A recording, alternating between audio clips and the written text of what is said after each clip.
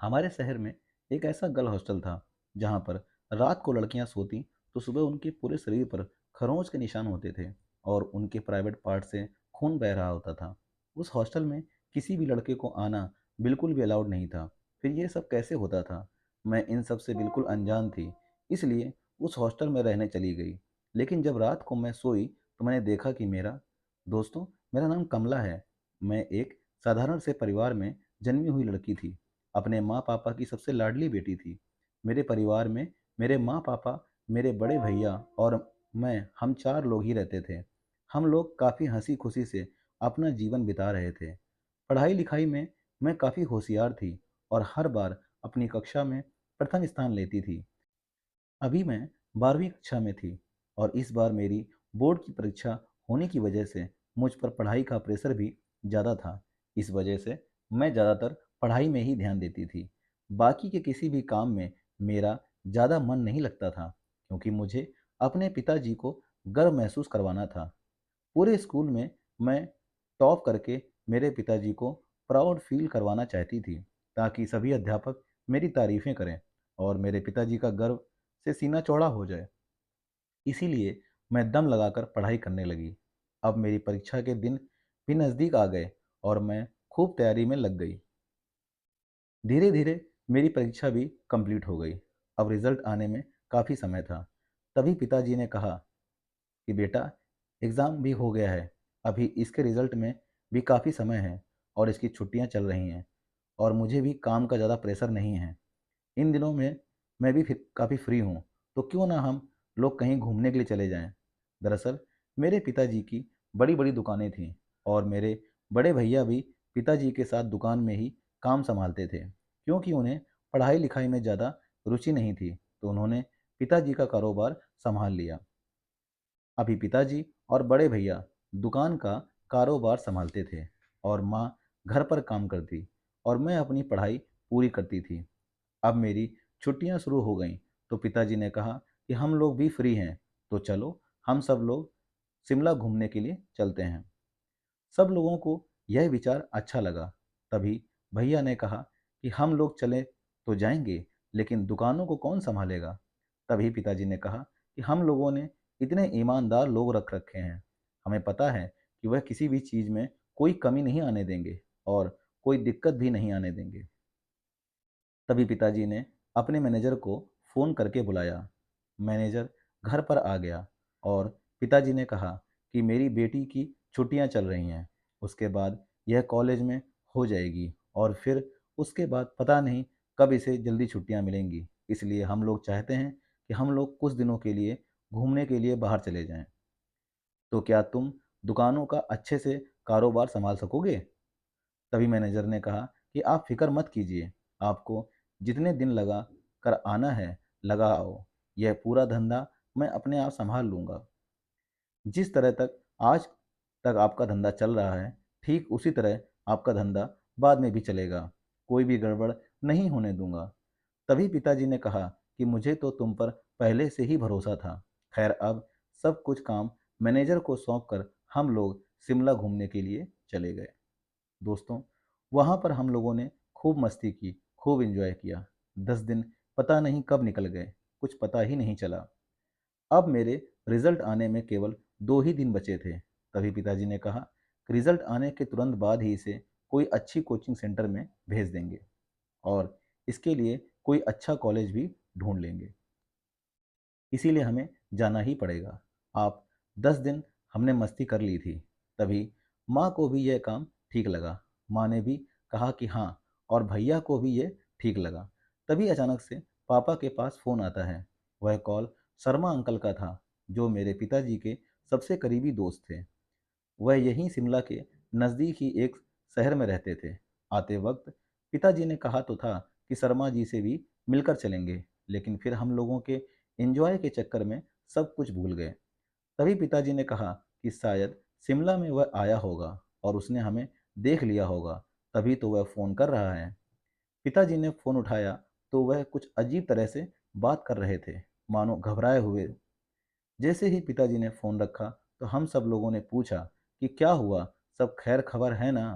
तभी पिताजी ने कहा कि दरअसल शर्मा का एक्सीडेंट हो गया था और वह कोमा में चला गया है। इसलिए उसके बेटे का फ़ोन था। उसने हम लोगों को आज शिमला में देख लिया था। तो वह बोल रहा था कि आप अगर नज़दीक आए हो तो पिताजी से भी मिलकर चले जाना। उनका एक्सीडेंट की वजह से यह हालत हो गई है। तभी माँ ने कहा कि हम लोग भी आप लोगों के साथ चलते हैं। तो पिताजी ने कहा कि इतने सारे लोगों को मिलने की इजाज़त नहीं है। डॉक्टरों ने उनके आसपास किसी को भी जाने से मना किया है।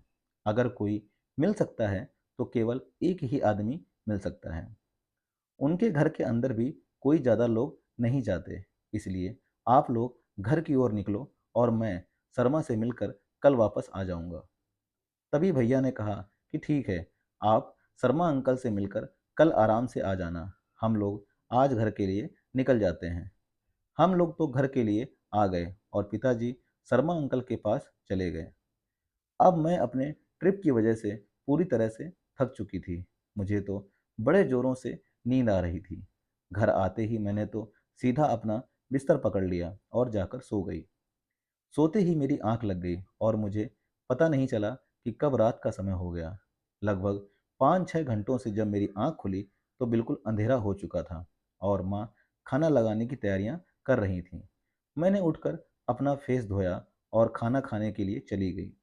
मैंने माँ से कहा कि आपने तो खुद ही पूरे घर की अकेले सफाई कर ली। आप मुझे बोल देती तो मैं आपकी मदद कर देती। तभी माँ ने कहा कि नहीं बेटा, तुम इतनी थकी हुई थी और आते ही तुझे इतनी गहरी नींद आ गई थी कि तुझे जगाने का बिल्कुल भी मन नहीं किया। इतने में भैया भी आ जाते हैं। भैया कहने लगे कि पापा का अभी अभी फ़ोन आया था, वो वहाँ से निकल गए हैं।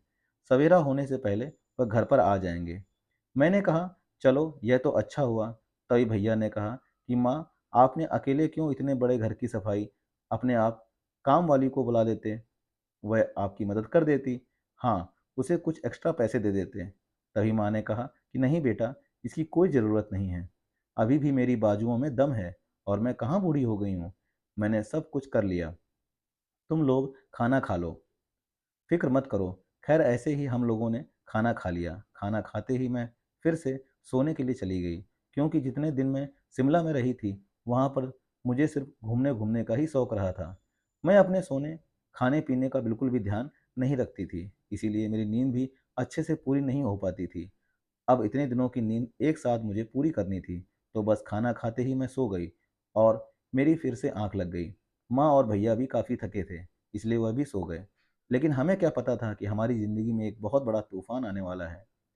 इस चीज़ का किसी को भी ज़रा भी अंदाज़ा नहीं था। दरअसल जब हम सवेरे उठे, उससे पहले ही हमारे घर में पुलिस और कुछ लोग आ गए। उन सबको देखकर हम तो हक्के-बक्के रह गए। हमें कुछ भी समझ में नहीं आया। तभी हमारे पड़ोस के अंकल भी हमारे घर में आए और कहने लगे कि आपके पिताजी का देहांत हो गया है। आते वक्त उन्हें किसी ट्रक वाले ने टक्कर मार दी और उनकी वहीं पर गिरने की वजह से मौत हो गई। यह सुनकर तो हम सब लोगों के पैरों तले से ज़मीन खिसक गई। माँ तो यह सुनते ही वहीं पर बेहोश हो गईं और मैं भी अपने होश खो बैठी। अब सब लोगों ने हमें सँभाला। अब इस दुख की घड़ी में हम लोगों को कुछ भी समझ में नहीं आ रहा था। मैं तो अपना पूरी तरह से होश खो बैठी थी, क्योंकि मेरे पिताजी के अलावा मुझे कोई भी अच्छा नहीं लगता था।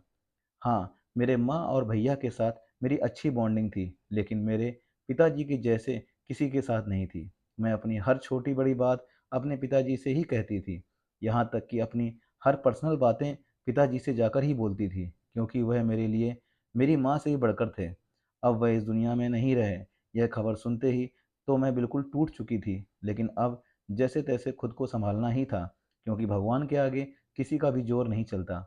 अब पिताजी को गए पूरे 2 महीने हो चुके थे और मेरा रिज़ल्ट भी आ चुका था। मैं अपने स्कूल में टॉप की थी, लेकिन मुझे मेरे रिज़ल्ट की बिल्कुल भी खुशी नहीं थी, क्योंकि मैं तो दिन-रात इसीलिए मेहनत करती थी ताकि मैं पूरे स्कूल में टॉप करूँ और मेरे पिताजी जब रिज़ल्ट लेने के लिए स्कूल में आएँ, तो सारे अध्यापक उनके सामने मेरी तारीफ़ करें और मेरे पिताजी का गर्व से सीना चौड़ा हो जाए। लेकिन अब मेरा रिज़ल्ट लाने के लिए मेरे पिताजी इस दुनिया में नहीं रहे, तो मुझे किसी भी चीज़ का कोई भी खुशी नहीं थी। मैं तो बस पूरा दिन अपने बंद कमरे में ही बैठी रहती थी। मुझे पता था कि माँ के ऊपर भी इस समय क्या बीत रही होगी। उन्होंने अपना हमसफ़र खोया है, लेकिन मुझे किसी का भी दुःख दिखाई नहीं दे रहा था, सिवाय अपने। मुझे तो बस यही लग रहा था कि अब मेरे पिताजी नहीं रहे, तो मेरी सारी दुनिया ही ख़त्म हो चुकी है। अब ऐसे करते-करते पिताजी को गए पूरे 4 महीने बीत चुके थे। एक रोज़ जब हम बैठे थे, तो भैया ने कहा कि आप लोग अब इस गम को भूल जाइए, अब होनी को कौन टाल सकता है। हम लोग वह सब काम करेंगे जो पिताजी चाहते थे। अब वह जहाँ कहीं भी हैं, यह सब देखकर बहुत खुश होंगे और उनकी आत्मा को भी शांति मिलेगी। अगर हम लोग सब कुछ काम धंधा छोड़कर यूं ही दुखी मन से बैठे रहेंगे, तो उन्हें भी बहुत बुरा लगेगा। भैया ने मुझे भी समझाया कि पिताजी तुझे एक डॉक्टर की नौकरी पर देखना चाहते थे। अब तू जिस तरह पहले मेहनत करती थी, उसी तरह अब भी मेहनत करो और एक अच्छी नौकरी हासिल कर ले, ताकि पिताजी की आत्मा को शांति मिले और उनका सपना भी पूरा कर दे। भैया की बातें अब मेरे समझ में आ चुकी थी, इसीलिए मैंने सोच लिया था कि अब मैं जी लगाकर फिर से पढ़ाई शुरू करूंगी और एक डॉक्टर बनकर मेरे पिताजी का सपना पूरा करूंगी। भैया ने भी दुकान का पूरा कारोबार फिर से संभाल लिया और अच्छे से काम करने लगे। वह चाहते थे कि यह कारोबार 2 गुना बढ़ जाए, क्योंकि मेरे पिताजी ने इतनी मेहनत से यह कारोबार शुरू किया था। तो भैया ने भी कहा था कि मेरे पिताजी ने अगर इसे शुरू करके इतना बना दिया है, तो मैं इसे दोगुना बनाकर दिखाऊंगा। अब खैर पिताजी के जाने का दुख तो सबको था और उन्हें भुला तो कोई भी नहीं पा रहा था, लेकिन काम धंधा भी जरूरी था, इसलिए सब लोग अपने अपने काम में लग गए। अब मेरा भी कॉलेज शुरू हो गया था, तो मेरा भी भैया ने इसी शहर में एक अच्छे कॉलेज में एडमिशन करवा दिया। अब मैं कॉलेज जाने लगी। जब तक मैं कॉलेज में रहती थी, तो मेरा पढ़ाई-लिखाई में काफ़ी मन लगा रहता था। लेकिन घर पर आते ही मुझे फिर से पिताजी की यादें खाने लगती थीं और मैं बिल्कुल भी पढ़ाई नहीं कर पाती थी। यह सब देखकर मेरी माँ और भैया भी काफ़ी परेशान हो गए। उन्होंने मुझसे कहा कि तू तो अपनी पढ़ाई-लिखाई में बिल्कुल भी ध्यान नहीं लगा पा रही है। घर आते ही तो पिताजी की तस्वीर को लेकर बैठ जाती है और रोने लग जाती है। भला ऐसे कैसे चलेगा? तेरे ज़्यादा रोने से तू खाना-पीना भी बंद कर देती है, जिस वजह से तू बीमार हो जाएगी और इस तरह से नौकरी नहीं हासिल कर सकती, क्योंकि तू ना तो अपने खाने-पीने पर ध्यान देती है और ना ही कुछ और। तभी मैंने उससे कहा कि मैं क्या करूँ? जब तक मैं कॉलेज में होती हूँ, तो मेरा ध्यान भटका रहता है, क्योंकि बाकी आस-पास के माहौल, लड़कियों के शोरगुल और पढ़ाई-लिखाई में मन लगने की वजह से मैं पिताजी की यादों को एक समय के लिए भुला देती हूँ और उसमें मेरा ध्यान लगा रहता है। लेकिन घर में आने के बाद आप तो अपने धंधे पर चले जाते हो, माँ घर के कामों में व्यस्त हो जाती है और मैं अकेले सिर्फ पिताजी की यादों को ही संजोए रहती हूँ। मुझे कुछ भी समझ में नहीं आता। तभी भैया ने कहा कि इसका तो इलाज करना ही पड़ेगा, क्योंकि अगर तुम घर पर रहेगी तो तुम बिल्कुल भी पढ़ाई नहीं कर पाएगी। इसीलिए क्यों ना तू हॉस्टल में रह ले। तभी मैंने कहा कि एक ही शहर में होते हुए मुझे हॉस्टल में रहने की क्या ज़रूरत है? भला मैं किसी दूसरे शहर में होती तो मैं हॉस्टल में रहती। यहाँ पर से तो मैं अपना आना-जाना भी कर सकती हूँ। तभी भैया ने कहा कि हाँ, यह बात तेरी सही है, लेकिन तुम घर पर नहीं ध्यान दे पाती और तेरी पढ़ाई-लिखाई को काफ़ी डिस्टर्बेंस होता है। हम लोगों की बात को मान ले, तेरा एक अच्छे हॉस्टल में हम लोग एडमिशन करवा देंगे। तुम वहीं पर रह, हफ्ते में 1 दिन तुम घर पर आ जाया करना, बाकी के दिन वहीं पर रहकर पढ़ाई-लिखाई में ध्यान दे। तेरी नौकरी की परीक्षा भी तो नज़दीक ही आ रही है। तभी मैंने भैया और माँ की बात को मान लिया। अब भैया ने मेरा एक गर्ल्स हॉस्टल में दाखिला करवा दिया, क्योंकि बॉयज़ लोगों के साथ मुझे बिल्कुल भी कंफर्टेबल फ़ील नहीं होता। इसलिए भैया ने हमारे शहर के सबसे अच्छे गर्ल्स हॉस्टल में मेरा दाखिला करवा दिया और कहा कि यहाँ से तू कॉलेज से आना-जाना कर लेना। और संजोग की बात तो ये थी कि मेरी कॉलेज की सहेलियाँ भी उसी हॉस्टल में रहती थीं, तो मेरे लिए और भी अच्छा हो गया। अब भैया मुझे वहाँ छोड़कर वापस घर आ गए और मैं वहाँ पर रहने लगी। मुझे उस हॉस्टल के काले राज के बारे में बिल्कुल भी पता नहीं था। एक रोज़ जब मैं बैठी थी, तो मेरी एक सहेली ने मुझसे इस बारे में बताया कि इस हॉस्टल में लड़कियों के साथ रात को ना जाने क्या होता है। दरअसल लड़कियाँ खाना-पीना करके जब सो जाती हैं, तो उन्हें इतनी गहरी नींद आती है कि उन्हें किसी भी चीज़ का होश नहीं होता और जब वह सवेरे उठती हैं, तो उनके पूरे शरीर पर खरोंच के निशान होते हैं और उनके प्राइवेट पार्ट से खून भी निकल रहा होता है। ना जाने उनके साथ पूरी रात क्या होता है। पता नहीं यह किस चीज़ का राज है। और लड़कियां अपने रूम को अच्छी तरह से अंदर से लॉक करती हैं और एक कमरे में सिर्फ दो ही लड़कियां शिफ्ट होती हैं। दोनों के साथ वह सब हुआ होता है। ना जाने ऐसा क्या हो रहा है। अंदर से रूम लॉक होने की बजाय भी यह सब होता है। पता नहीं क्या है यह सब। और इस हॉस्टल में तो लड़कों का आना जाना तो दूर, इसके आसपास भटकना भी सख्त मना है। कोई भी आज तक इस हॉस्टल में लड़का या फिर आदमी नहीं आ पाया। और यहाँ की वार्डन भी औरत ही है, जो हर रोज़ देखभाल करने के लिए ही आती है। और पूरे हॉस्टल की पहरेदारी बड़े ही तगड़े ढंग से की गई है। लेकिन अचंभे की बात तो यह है कि रूम अंदर से लॉक होने के बावजूद भी वो हरकतें कैसे हो जाती हैं। मेरी सहेली की यह बातें सुनकर मैं भी पूरी तरह से घबरा गई। लेकिन मुझमें काफ़ी हिम्मत थी। मैंने सोचा कि शायद लड़कियां अपने आप नींद में अपने साथ कुछ कर लेती होंगी और सवेरे वह कुछ याद नहीं रखती होंगी, तो उन्हें वह हो जाता होगा। यही सब सोचकर मैं सो गई। लेकिन उसी रात यह सब मेरे साथ भी होने वाला था। मुझे जरा भी अंदाजा नहीं रहा। मैंने खाना खाया और पानी की बोतल उठाई और अपने रूम में चली गई। मेरी सहेली सीमा भी वहीं पर थी। हम लोगों ने पानी पिया और रूम को अंदर से लॉक करने के बाद सो गए। लेकिन जब मैं सवेरे उठी तो देखा कि मेरे पूरे शरीर पर खरोंच के निशान थे और मेरे प्राइवेट पार्ट से भी खून निकल रहा था। मैं दर्द के मारे टूटे जा रही थी और यही हाल सीमा का भी था। अब तो मैं पूरी तरह से डर गई। मुझे कुछ भी समझ में नहीं आया। मैं यह सब घर पर भी नहीं बता सकती थी, क्योंकि पिताजी के जाने के बाद माँ तो वैसे भी परेशान रहती हैं और भैया पर काम धंधे का ज़्यादा प्रेशर है, तो वो और ज़्यादा परेशान हो जाएंगी। इसलिए मुझे अपनी सिचुएशन को खुद ही हैंडल करना चाहिए। मैं यही सब सोचकर यहीं पर रही। जब घर से माँ और भैया का फ़ोन आता तो मैं उनसे कह देती कि सब ठीक है।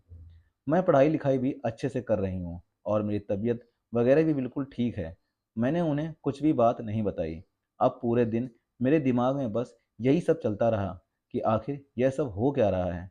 आखिर ऐसी हरकतें करता कौन है? एक रोज़ जब हम सब लड़कियाँ खाना खा रही थीं, तो मेरी नज़र उस हॉस्टल की वार्डन पर पड़ी, जो लड़कियों के लिए पानी की बोतल में पानी भर रही थी।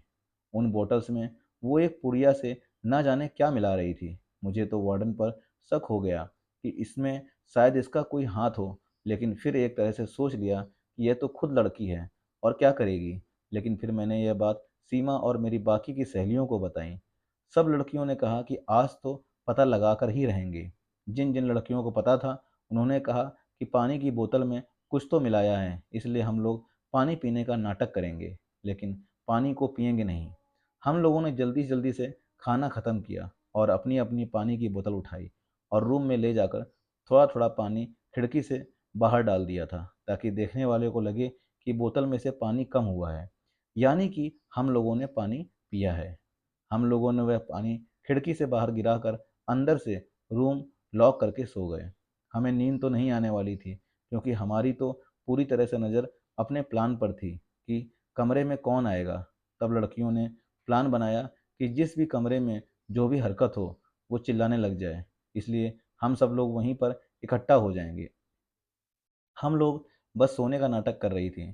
थोड़ी ही देर बाद मैंने देखा कि हमारे कमरे का दरवाज़ा खुल रहा था। अंदर से लॉक होने के बावजूद भी वह अपने आप खुल रहा था। मैं और सीमा पूरी तरह से डर गए थे। हमें लगा कि शायद ये कोई भूत प्रेत का मामला है। लेकिन फिर हम लोगों ने हिम्मत की और अपनी आंखों को बंद किए हुए वहीं पर लेटे रहे। थोड़ी बहुत देर बाद मैंने अपनी धीरे से एक पलक उठाकर देखा, तो वहाँ पर हमारी वार्डन खड़ी थी। उसने अपना पूरा चेहरा चादर से ढक रखा था। फिर उसने अपने चेहरे से चादर हटाई और दूसरी साइड रखकर अपनी साड़ी को खोलने लगी और सीमा के ऊपर जाकर बैठ गई और उसके साथ गंदी गंदी हरकतें करने लगी और सीमा के कपड़े भी उतारने लगी। अब मुझसे ज़्यादा बर्दाश्त नहीं हुआ।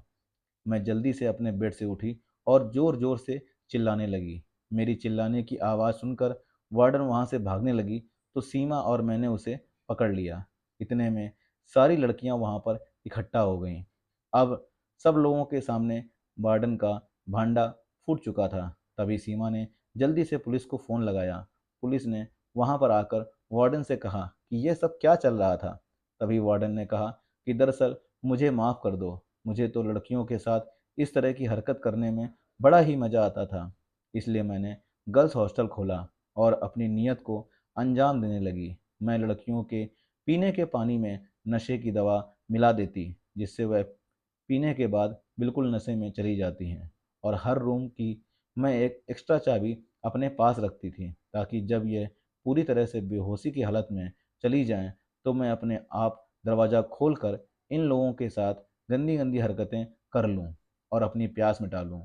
उनके साथ हरकतें करने के बाद मैं वहां से चली जाती और सवेरे लड़कियों के पूरे शरीर पर वह निशान वगैरह होते, तो यह सोचती कि शायद कोई भूत प्रेत यहाँ पर आता होगा, क्योंकि यहाँ पर कोई लड़का तो आता नहीं और मुझ औरत पर भला कौन शक करता। और ऊपर से अंदर से दरवाज़ा लॉक था। इन्हें कहाँ पता था कि मेरे पास एक चाबी डुप्लीकेट भी रहती है। इन्हें तो बस यही लगता था कि दरवाजे में से अगर कोई आ रहा है तो वह भूत ही होगा। इस तरह मैं अपनी हरकतों को अंजाम दे रही थी और अपने हवस के कारण इन लड़कियों के साथ खिलवाड़ कर रही थी। तभी पुलिस ने वार्डन को गिरफ्तार किया और वहां से ले गई। अब हम लड़कियां भी अपने अपने घर चली गईं। घर आकर मैंने माँ और भैया को सारी बातें बताईं, तो मुझमें माँ ने कहा कि तू हमें यह सब पहले बता देती तो हम तुम्हें वहाँ पर छोड़ते ही नहीं। तभी मैंने माँ से कहा कि आप तो मुझे घर पर ले आते, लेकिन बाकी लड़कियों का क्या? वह तो बेचारी वहाँ पर फंसी रहती और आए दिन हर नई लड़की के साथ यह सब होता रहता। अगर मैं वहाँ पर रही और मैंने अपनी सूझबूझ से उस वार्डन को गिरफ्तार करवा दिया, तो सभी लड़कियों की जान बच गई। वरना जो भी लड़की वहाँ पर न्यू आती, उसे कुछ भी खबर नहीं होती और उसके साथ वह सब हो जाता।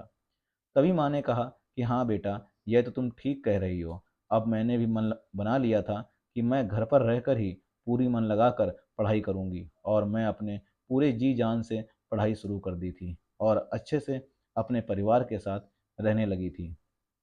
दोस्तों, ऐसा आजकल बहुत ज़्यादा हो रहा है, तो अपने बच्चों का और अपना खुद का बहुत ध्यान रखें। कहीं बच्चों को भेज रहे हैं तो उन पे फ़ोकस करें। कहानी कैसी लगी दोस्तों? कमेंट करके ज़रूर बताइएगा और आपके क्या विचार हैं इस कहानी के बारे में, वो भी लिखिएगा। मिलते हैं दोस्तों इसी तरह की अच्छी और सच्ची कहानी में, तब तक के लिए जय हिंद, जय भारत। सब्सक्राइब करना बिल्कुल ना भूलें दोस्तों।